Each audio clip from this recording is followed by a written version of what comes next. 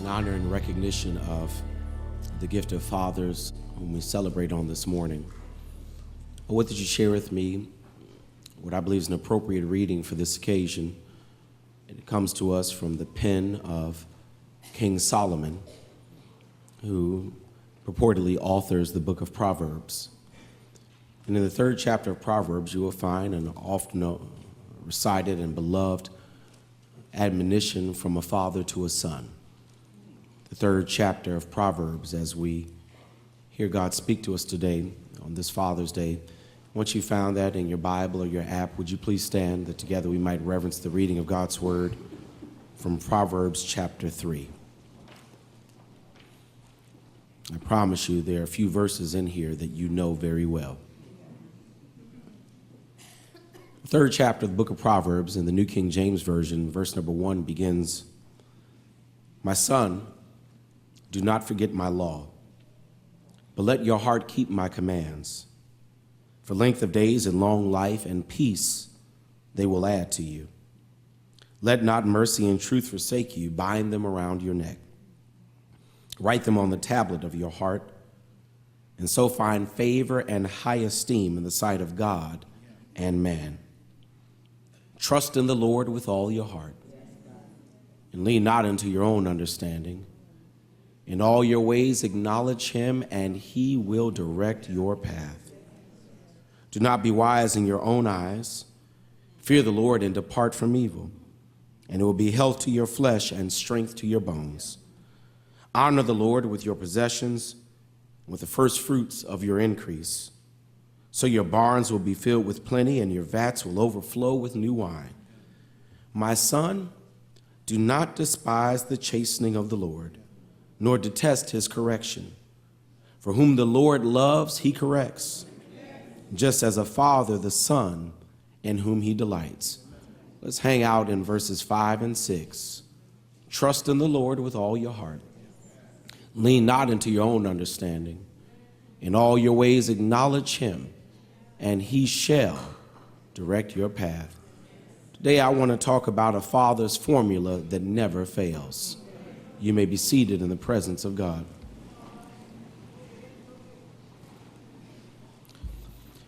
As this school year began to wind down, I got word that my oldest son, Deuce, would have a final math exam, an exam covering the span of everything they've learned in the 3rd grade. And Deuce has been struggling with math most of the year, and so I thought it wise as a father and a former engineer who was pretty good in math that I would sit down and take some intense time tutoring him and preparing him to do well on his final math exam. I figured, how hard can it be to remember the principles of 3rd grade math? I need not tell you that sitting down and beginning to tutor him, that Mary, I got frustrated within about 15, 20 minutes. And my patience got short, my temper got high, because it just seemed like we weren't making any progress. Deacon Leo, I found out it wasn't because Deuce couldn't learn math. It wasn't because I wasn't a former math nerd. It wasn't because 3rd grade math was so hard. But I now understand why parents are frustrated with the term new math. These children do not learn math the same way we did. I had trouble getting him to learn that 4 times 8 is 32 because they look at relationships of numbers to understand why things are the way they are. No, 4 times 8 is 32 because that's what the chart said it was. And that's how we learned it, 12 by 12, and you memorized every number in that chart. You didn't have to understand it, it was what it was. And I became frustrated because I realized they don't learn math through rote memorization the way we do. No, they've got formulas that they learn. In 3rd grade, they don't do long division and multiplication the way we do, where you carry the number and add it and just, no, they have partial products and the lattice method. Amen. If you don't have a young child in your house, you don't even know what that is. That's the way they learn math these days, with these formulas. And I learned, Mark, that the greatest thing I could do, rather than frustrate him by trying to get him to learn math the way I did, was that the greatest thing I could do was help him identify what type of problem he had so he would know which formula he was supposed to use. He started to do better. As long as he could identify the problem and match it with the formula, he could come up with the answer. My brother, my sister, I come by and tell you that may be new math, but that's an old way of getting through life. That if you can identify what problem you have and know what formula you ought to use, you can get yourself out of any jam, navigate through any situation, and come out clean through any storm you go through. The key to life is knowing how to identify your problem and figure out which formula you ought to apply so you can see yourself through. That's what Solomon is doing in the book of Proverbs. When you get to the book of Proverbs, you will find out that it really is a man, a father sitting down, tutoring his son on some principles, some formulas that will help navigate him through the circumstances of life. Solomon, this king who had been granted the gift of wisdom from God, now sits down and realizes that his primary role and responsibility as a dad is to pass down the wisdom that God had given him. Come by to talk to daddies in the house today that if you agree that the primary and responsibility and role of a mother is to love and to care and to nurture and to be compassionate and to kiss the boo-boos and to bandage up the scars, that the number one role and responsibility of a father is to pass down wisdom in order to help their child be successful through the challenges of life. That's what daddies ought to do. Sit down and give children some life lessons to help them deal with the issues that are going to come up in their world. To sit down with your daughters and let them know that a real man doesn't lay in bed all day and run the streets all night, but he's committed to his responsibility, puts a roof over his children's head, and does not expect a woman to provide for him, to tell her daughter how beautiful she is so that when she comes of age, she can tell the difference between a real man and a jive turkey who's just running game on her, and she's not got her nose wide open by somebody who tells her she looks good. She knows that because daddy has told her that all the days of her life. To pass down wisdom to our young men, to sit them down at the table and tell them how to pull up their pants, put on a suit, tie a knot in that tie, shine their shoes, give somebody a firm handshake, look them in the eye when you talk to them and say yes ma'am and no sir, to teach our young boys how to be men. Pass down wisdom, to give them the formulas of life that help see them through the issues that are inevitably going to come up. That's what Solomon is doing, especially in this third chapter. In these opening 12 verses, you'll find that Solomon gives his son these parallels of commandment and blessings. He tells him, son, if you do this, this will be the reward. If you remember my words, the reward will be long life. If you allow mercy and truth to be the principles by which you live, you will find favor with God and with men. If you're not wise in your own eyes and you fear the Lord and shun evil, the reward will be a healthy and a long life. If you give of your first fruits to the Lord and learn how to sow into the kingdom, the reward will be that your life will be overflowing. And then in these two verses that are so well known to many of us, Solomon looks his son eyeball to eyeball and gives him a good formula that will never fail. He says to him, son, when days get dark, and they will, when times get rough, and they will, when friends get flaky, and they will, when money is not enough, when your education can't see you through, when you don't have enough folk on speed dial to deliver you. He says, son, here's a formula I want you to hold deep within your heart that will guide you through every season of your life. Trust in the Lord with all your heart. Lean not unto your own understanding. In all your ways acknowledge him, and he shall direct your path. Paul, stop, rewind. Did you hear that? Trust in the Lord with all your heart. Lean not to your own understanding. In all your ways acknowledge him, and he will direct your path.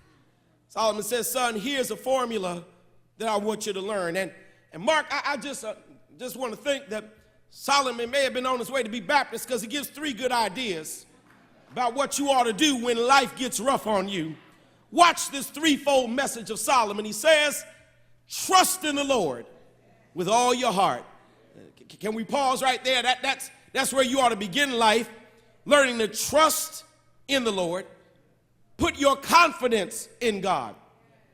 Hang your hat of hope on the Lord. Have faith in God. Solomon says, if you want to make it through, son, you've got to learn to trust in God. Now, what he's really saying is, not only do I want you to trust in God, but I want you to learn to not trust in some things. Don't trust in friends, because friends will let you down. Don't trust in money, because money won't solve every issue. Don't trust in power, because the same jokers that voted you in can vote you out. Don't trust in education, because the old math will turn into the new math and you won't know what you're doing. And don't even trust in yourself. Now, let me tell you why that's a real word. Because we live in a time when one of the greatest deceptions of the devil is to give us the perception of self-sufficiency. That if you just climb the right corporate ladder, if you just get the right degree on the wall, if you make the right associations, you can land in a place where you can handle everything on your own. That you can make it, you can deal with it, you can handle it, that you don't need nobody, you don't need anything, because you're the cat's meow, you're cool as ice and twice as nice, you a bad mamma jamma, you say jump and folks say how high, and you begun to believe that you can handle life on your own. And what Solomon wants his son to understand is, no matter how big and bad you become in life, life will push you to a place where everything and everyone you thought you count on will ultimately fail you. Can I drop that on you again at 8 o'clock? If you live long enough, you'll find out that your education don't matter. If you live long enough, you'll find out money can't buy you out of everything. If you live long enough, you'll find out that your last name doesn't give you any privileges. If you live long enough, you'll find out that you really aren't in control of anything in your world. If you live long enough, friends will leave you, family will talk about you, church folk will do you wrong. If you live long enough. As a matter of fact, some people have been in that place already in life where things you thought you could stand on and count on have failed you. But here's what Solomon says. When you get to that point where there's nobody else you can count on, there's somebody you can call on. That when friends can't do it, family can't do it, money can't do it, education can't do it, here's what you ought to do. Be like the old saints. Fall on your knees, lift up your hands, and repeat after me. Father, I stretch my hand to thee. No other help I know. If thou withdraw thyself from me, whither shall I go? Is there anybody here that's ever been in a place where God was all you had? Can I give you some good news? If God is all you have, baby, you in good shape, because you can trust in the Lord. Hey, I can trust in God. Solomon says, son, I want you to put a college degree on your wall. I want you to start a family. I want you to live well. I want you to make enough to get your bills paid. But above all of that, I want you to learn to trust in God. Saints, what does it mean to trust in God?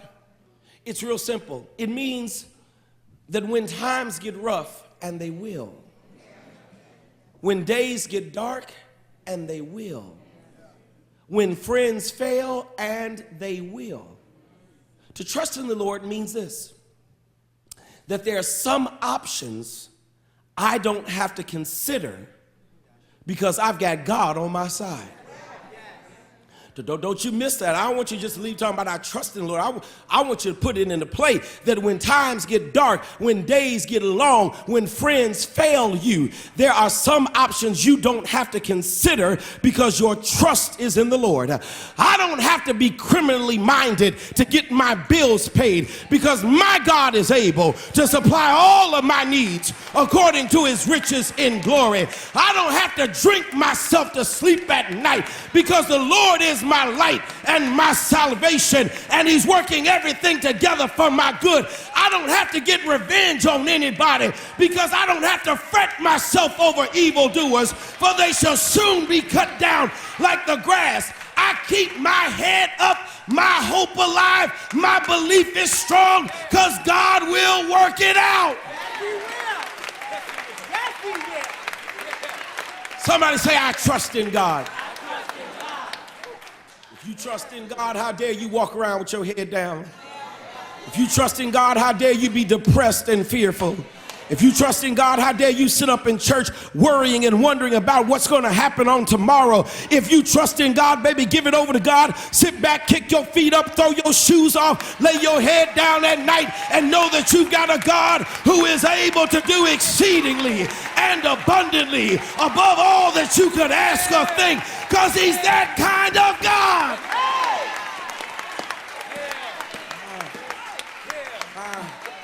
I trust in the Lord. Ooh, but now get your notepads out. Because he says, and lean not to your own understanding.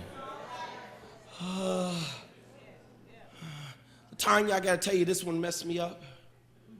Because most of my life, I've been taught something different than this. Most of us have been taught to trust our instincts.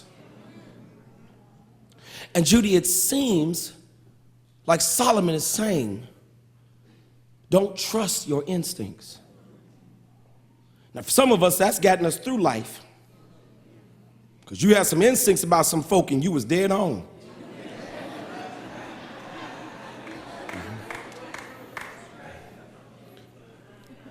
The word lean is the key word. It's this Hebrew word sha'an. And if you look how it's used in 2 Kings 5 and 2 Kings 7, it literally refers to how a king will appoint an advisor who he does not question. That a king leans on someone whose wisdom is beyond question. He is totally dependent upon the one on whom he's leaning.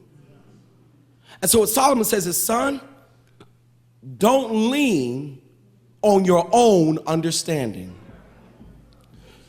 Don't be totally dependent upon your own instincts. Don't totally trust your own intuition. Don't be totally guided by your own emotions. Don't lean on your own opinions. Why? Here's where it's going to be tough. Your neighbor is about to get real quiet. Why?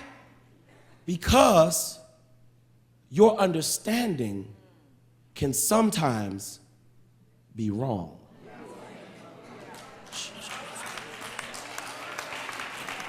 Come on. If your neighbor ain't clapping, I just pulled up in their driveway. He says, listen, sometimes your thoughts are off. Sometimes your perception is misguided and misinformed. Sometimes your instincts are incorrect. Sometimes your feelings are not based on fact. Sometimes what she told you ain't true. And Solomon says you've got to learn not to lean and be totally dependent upon your own understanding. Because, watch this, Michelle, if you do, you can become one of the most difficult people to deal with in life. There are two types of folk that I've dealt with, and I'm going to tell you that they're difficult to deal with because they didn't hang out in Proverbs 3, verse 5 long enough. Let me tell you the folk that are difficult to deal with. Number one, people who have no ability to question their own judgment. You know the folk I'm talking about. They always right. Everything they think is right. Their opinion can't be wrong. The world is wrong before they will admit that they are wrong. You know the kind of folk I'm talking about. Can't nobody tell them nothing. You can't prove nothing to them. Ain't no point even wasting your time trying to debate with them because they know what they know that they know what they know. And can't nobody tell them that they don't know what they know because they know they ain't got fact A, ain't got fact B. But because the thought went through their head, they have now convinced themselves that that is the reality. And you can't tell. You know anybody like that? They just know what they know that they know what they know. And you can't tell them that they don't know what they know because they can't question their own judgment. They are always right. Solomon said, listen, son, this is what I need you. If you're going to learn to live through life and be successful, he says, you got to learn to do, you got to learn to question your own judgment. Do I have all the facts? Am I seeing this correctly? Could my opinion be biased by my past hurt? Go on, preach, Pastor. Could I be the one who's wrong in this? Now, I know you don't ask that. I know it's always somebody else's fault. Yeah, Can I trust what she said? Because, you know, she don't always tell the truth.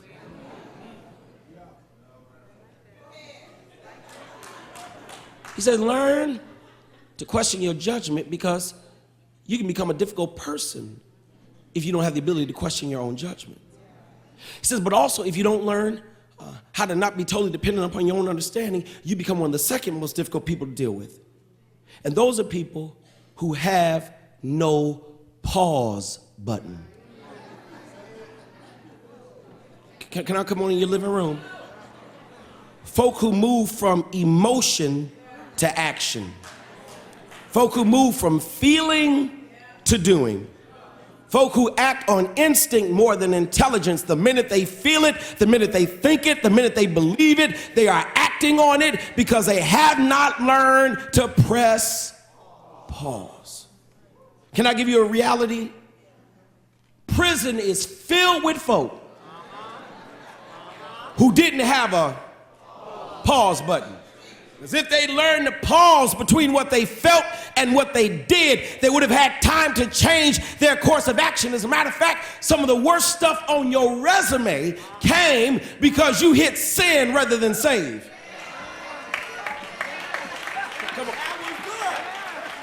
You did it when you should have taken time to think it over. And this is what Solomon says, son, learn to cool off a little bit. Don't move on everything you think. Don't jump out the window because of what you feel. Don't go off on everybody because of what you heard. You got to learn to move from instinct to discernment. Instinct is flesh, discernment is spirit. Instinct is you, discernment is God. Instinct is feeling, discernment is wisdom. Instinct wants satisfaction, discernment wants holiness. Instinct wants it now, discernment says wait for due season. Instinct says handle it yourself, discernment says let the Lord work it out. Instinct says get even with them, discernment says let the Lord put his hands on it. You've got to learn how to press pause and pray about some things. Press pause and swim in God's word a little bit. Press pause and make an appointment with your pastor and find some godly counsel before you just run off on everything you think. And learn to lean not on your own understanding. Learn to trust the Lord with all your heart. And then watch the last piece of advice he gives them. And he says, in all your ways, acknowledge him. Somebody say acknowledge him. Acknowledge. That word acknowledge, Judy, as you know, is this Hebrew word yada. And it literally means to have an intimate knowledge that causes you to act differently. acknowledge him. You know what that means? When Solomon's son is son and telling us, act like you know. Well, act like I know what? He said, son, act like you know three things. And he said, one, acknowledge him means that you reverence his reality. That you act like you know God is real. He says, son, the best thing I can give you is an acknowledgement of the reality of the omnipotent sovereign God. That no matter what you go through in life, no matter what some philosopher or theologian tells you, I need you to know that above the earth, in the heavenly realms, on the throne of sovereignty, sits an eternal God who was before there was a was and shall be when is ain't no more. You gotta know that God is real. Let me tell you why that's so important. Because we live in an agnostic, atheistic culture that wants to develop a generation that doubts the reality of God. Our children are taught to embrace fairy tale and fictional falsities and yet deny the reality of the omnipotent creator of the heavens and the earth. I know this is going to upset some folk, but I got the mic. I want to know, why come Santa isn't banned from school, but God is? I mean, I send my kids to school to learn the truth, and I want them to learn the truth of this, that above your problems, there is a God. Above your issues, there is a God. Above your enemies, there is a God. Above your situation, there is a God who sits on the throne and is in control of everything.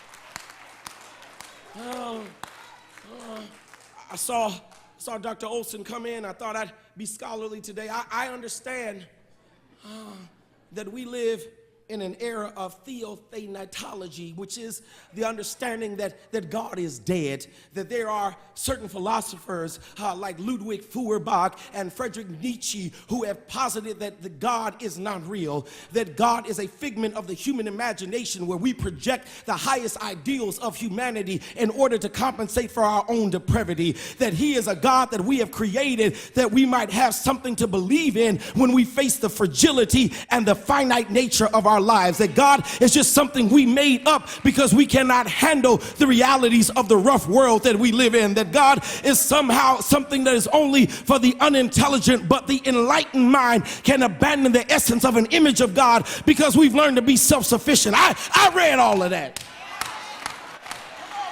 And I know they got PhDs, and I know that they were in the biggest schools in the world, but I stand with an old sister who didn't have a PhD.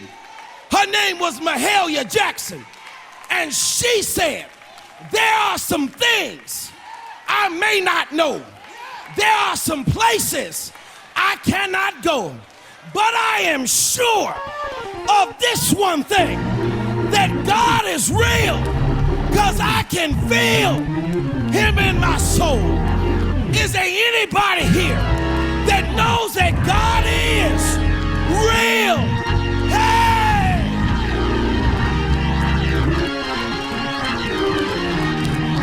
The old saints used to say, you can't make me doubt him. I know too much about him. I've seen too much. He's done too much. And I know that God is real. Oh, God.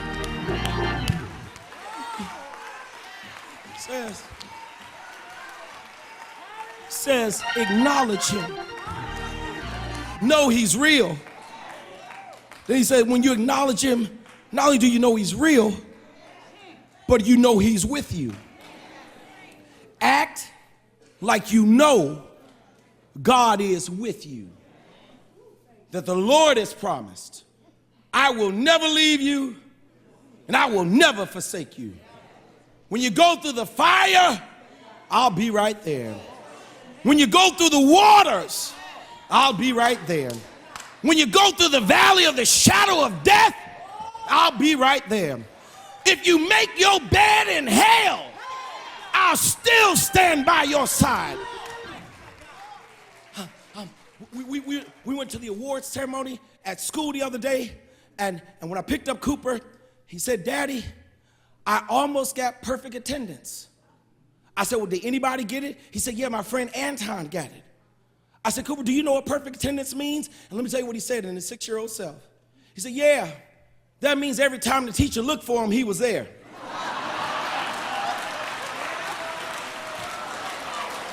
Can I give you some 6-year-old theology? That whenever you look for God, whenever you need God, whenever you call on God, whenever you want God, God's got perfect attendance, and God is always right there. The songwriter said, "I've seen the lightning flash, and I've heard the thunder roll. I've felt sin's breakers dashing, trying to conquer my soul. But I heard the voice of Jesus telling me still to fight on. He promised never to leave me, never to leave me alone." Somebody say, "I know he's with me." Oh, God, I got to go. It's Father's Day brunch. He said, "Listen, trust in the Lord, all your heart, lean not to your own understanding. Acknowledge him by reverencing his reality, by knowing he's with you." And watch the third one. He says, "and by knowing he's worthy to be praised." Say with me. He says, acknowledge him. To acknowledge it, it's almost like if a man wins an award and he goes to the microphone, if he's got good sense, he will acknowledge the ones that helped him get to where he is, because he knows he didn't get there by himself. And so here's what Solomon says. "Son, in all your ways, in all your journeys, in all your mountains, in all your struggles, in every storm you come through, when you get on the other side of it, make sure you pause and acknowledge God." Make sure you acknowledge you didn't get there by yourself. Make sure you acknowledge that if it had not been for the Lord on your side, make sure you acknowledge that it was through his strength that you endured what you endured. Make sure you acknowledge that it was by his might that he brought you out. Make sure you acknowledge that he gave you manna when you didn't know where the next dollar would come from. Make sure you acknowledge that he gave you water when you didn't know where you would be fed, that the Lord made a way. Somebody say, "I acknowledge him." Now, I'm done, but watch this. This is the deep part. Notice who's telling his son to do this. Solomon, the king, with all his wealth and all his power and all his achievements. He says, "Son, don't forget that God is worthy of our adoration. God is worthy of our thanksgiving. That God is worthy to be praised." I'm so glad that Solomon says this on Father's Day, because there is the misconception in the body of Christ among us who are verbal and vocal that somehow praise and thanksgiving belongs in the mouths of the sisters, that it's women who get up and shout. But there are some brothers today who have no shame acknowledging that it was the Lord that brought me through. I need to pause. Can I get some baritone praise? Can I get some tenor thank you? Can I get a brother who can look over his life and know that if it had not been for the Lord who was on my side? Is there any man in the house who knows God has brought me all the way and I acknowledge him? Hey, hey! That's what I want to see. Some men who are not ashamed to acknowledge him. And this is what he says. Let's go and open the doors of the church. He says, if you do that, if you trust in the Lord, if you don't lean on your understanding, if you acknowledge him, watch what he do. He will direct your path. To direct has twofold meaning. Not only will he guide you, not only will he give you instruction, not only will the Lord tell you what to do, but that word direct in Hebrew literally means to level. It's like if you walk by a painting that's not level, you straighten it up. Here's what Solomon says, son, if you do everything I just taught you to do, the Lord will. He'll straighten out your path. No, you clap, but you're about to shout. He'll take the incline out. He'll take the hill and make it plain. So what should have taken you energy and years to get through, if you trust in the Lord, he'll make it smooth sailing. If you don't lean on your own understanding, he'll make it easy going. If you learn to acknowledge him, he'll take the hills out of life. He'll straighten out the path you're on, and he'll be certain that what takes others years, you get through in a moment of time.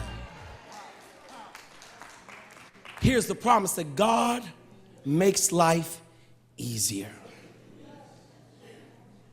That he directs us and he makes it easier. There's some witnesses. God in your life makes cancer easier. God in your life makes mama dying easier. God in your life makes that pink slip easier. Let him direct your path. So I give you this formula. Trust in the Lord with all your heart. Lean not to your own understanding. And in all your ways, acknowledge him. Here's the problem.